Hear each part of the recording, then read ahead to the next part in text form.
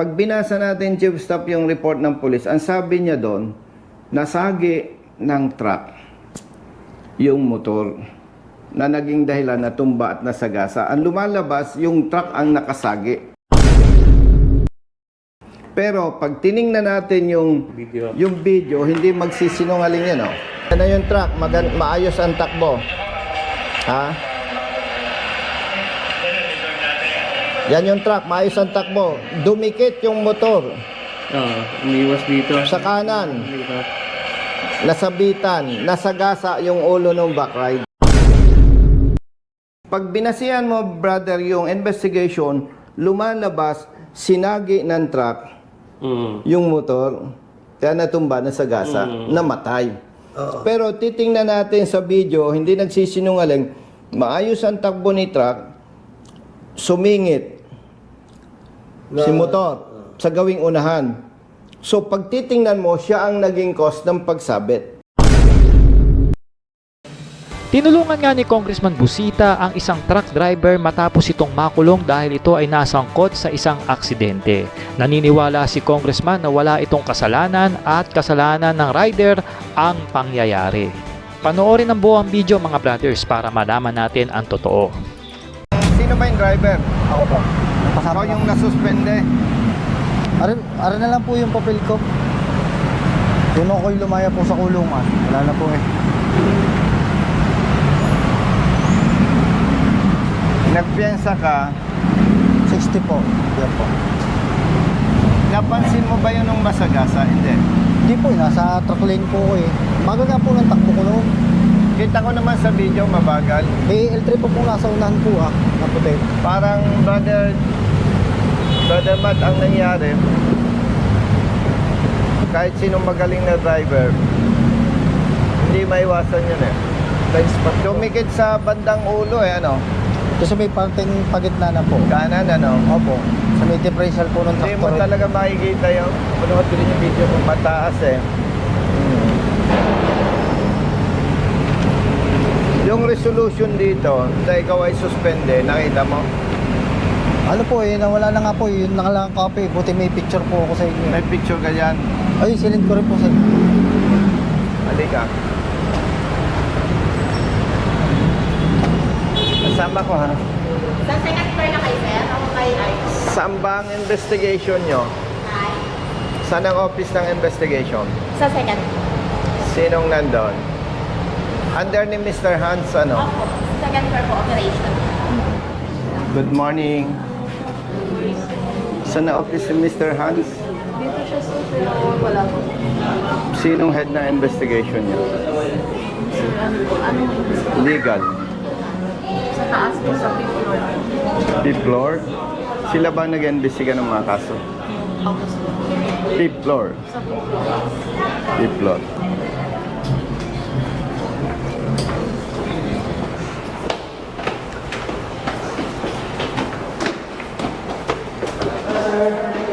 Partner, saan ang legal? Result po muna sir. Okay.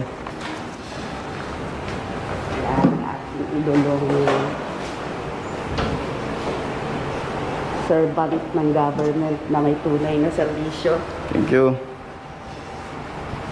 Sir, gusto mo mo na po. Ako yung pit. Sige. Kaysa isa ko yung senador.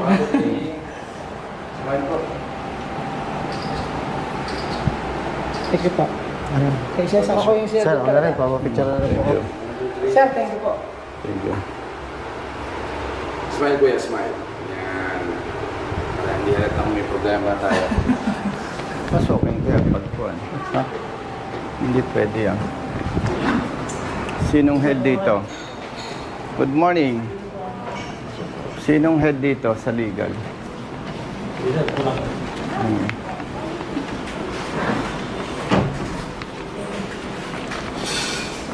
Good morning. Sinamahan ko lang itong ikaw boss ang head. Chief of Staff. Ay tama-tama. Kasi yung dalawang abogado namin nasa central office. Dito, Ay, hindi. Bali, i-inform lang kita. Halika. Pwede ba rin? Pwede dito? Ayun. Hindi naka-on yata aircon. Ganito. Pwede, Ah. pwede naman natin i-discuss na yan eh. Opo tayo. Upo muna kayo. Oh, Kasi wala sa investigation ka, no? Oo. Wala si dalawang attorney. Oo. Kwento lang muna ako kasi magbabase naman kayo sa document. Ang interpretation ko, Chief of Staff, nasa jurisdiction ng NCR, kayo ang nag-imbestiga, ang approving authority, si ASEC. So, kaya lang kami dumaan dito, respeto. Kasi mag-a-appeal kami doon, maganda, alam nyo. Kung mali ako, sorry. Ang nakita ko doon sa recommendation, nagbase lang ang LTO sa investigation report ng police.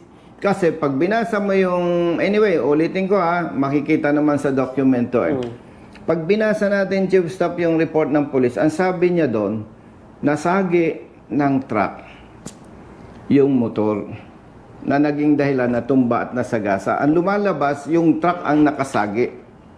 Pero pag tiningnan natin yung video, hindi magsisinungaling yan, no?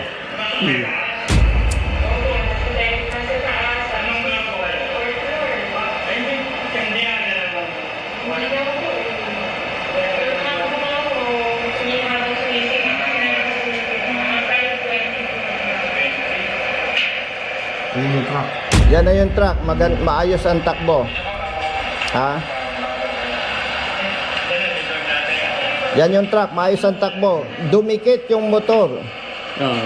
Umiwas dito. sa kanan, Dito. nasabitan, nasagasa yung ulo ng backride. Patay ba yun? Ay, yung Patay. patay sa katipunan. Opo, ako po yun.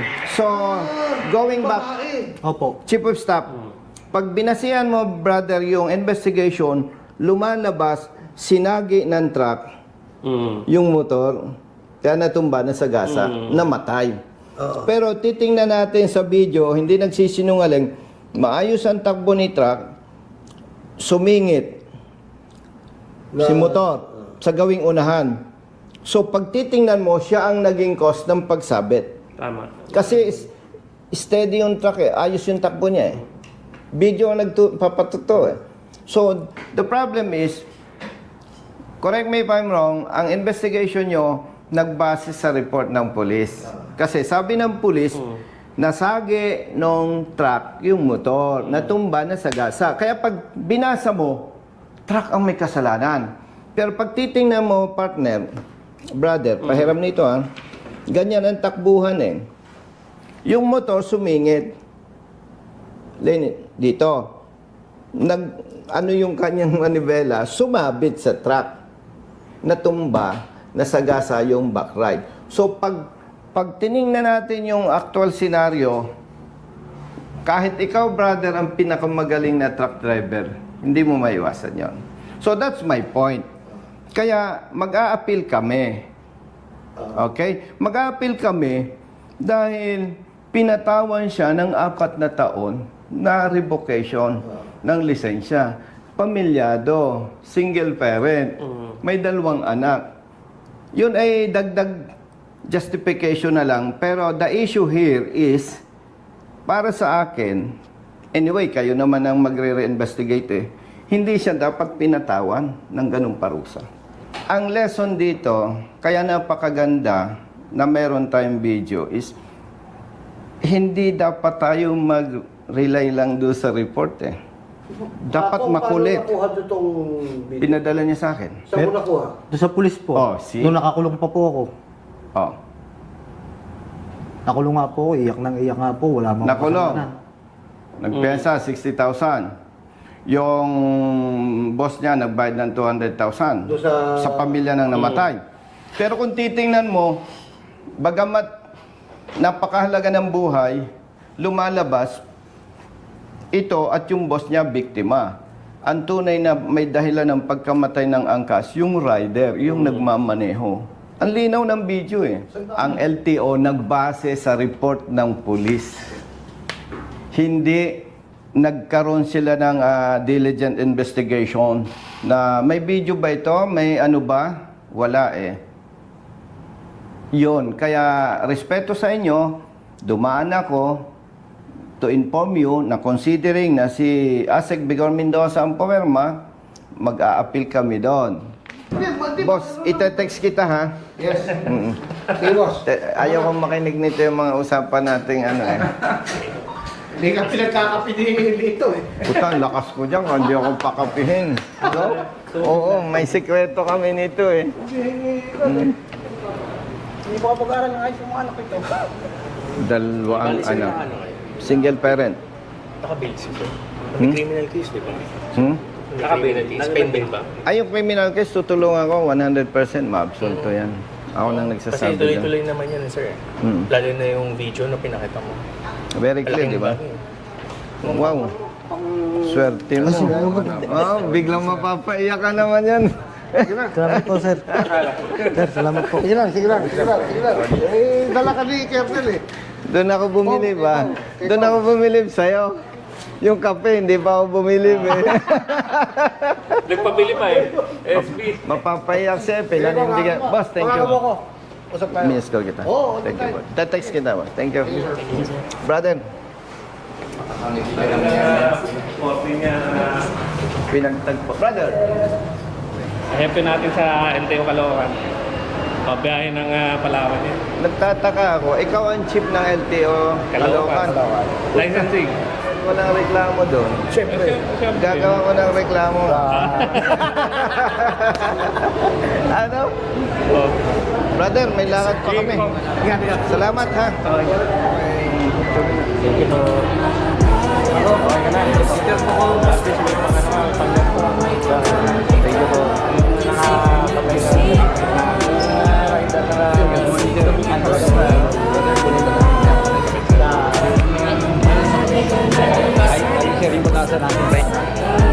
Tuloy ha, tuloy. Tuloy dyan. Ha? Kailangan mong sumunod sa LTO. May pagkain naman kaya, no? Mamaya, tatawag ako sa'yo kung ano oras tayo magkita. Gagawa ako ng apila mo, pepermahan mo lang. Ha? Central. Sabi nyo. No. Ano ka, kapatid nito? Galing mo. Mabuhay ka.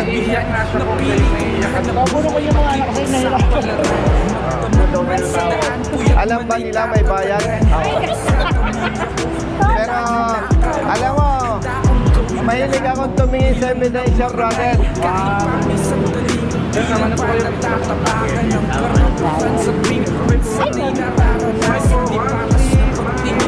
Picture po.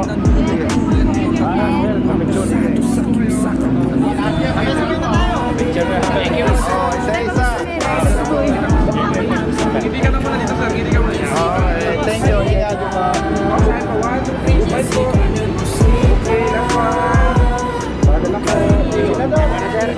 Yeah, kulang. Ano daw namin?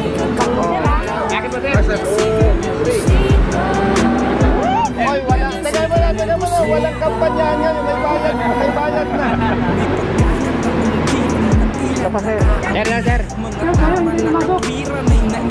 Bayad na po yun.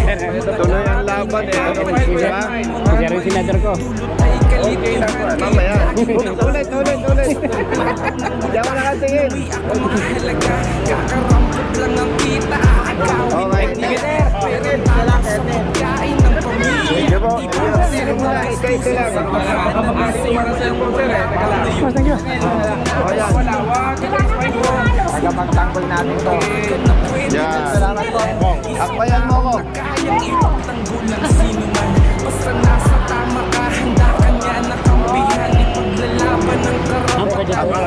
Thank you po. Tuloy tayo ha. Akbayan mo ko.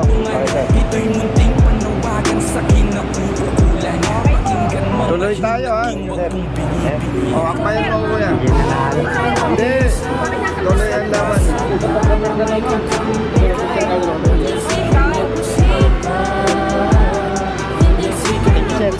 Brother ha. Thank you sa support ha. Tuloy ang laban. Tuloy.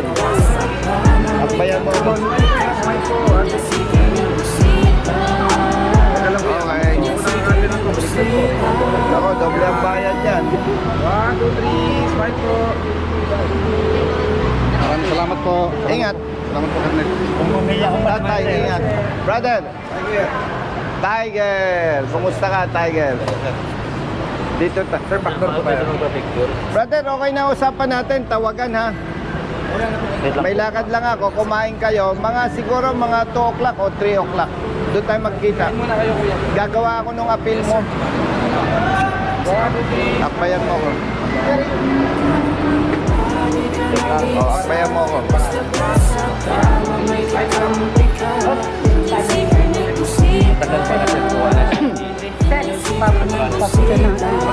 Ay, nanay.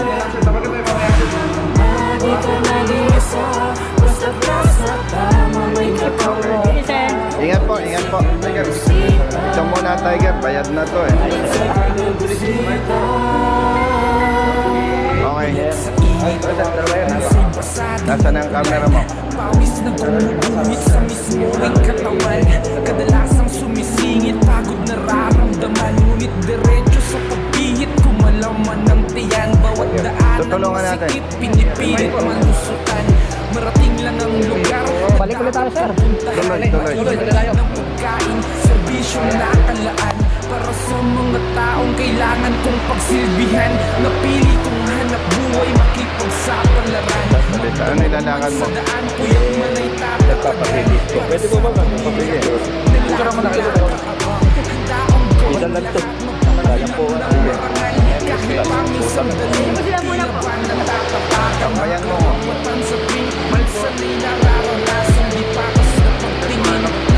Sama ka mo. Akbayan mo ko.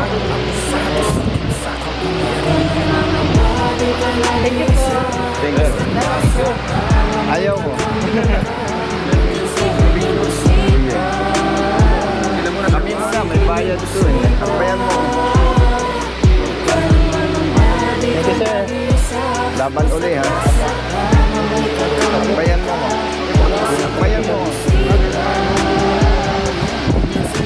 Laban uli tayo ha.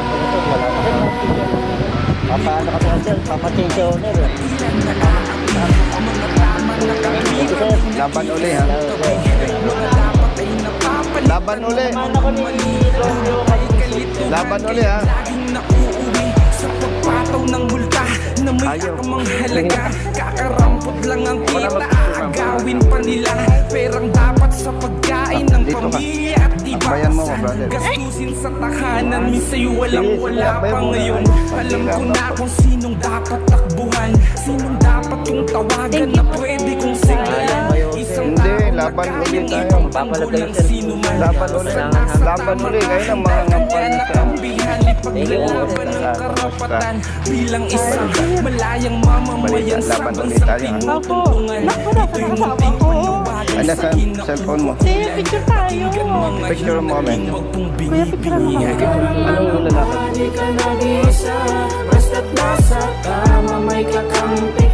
Anong nilalakad mo? Ay, okay.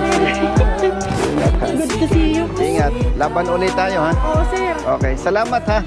Ingat. Okay, bye.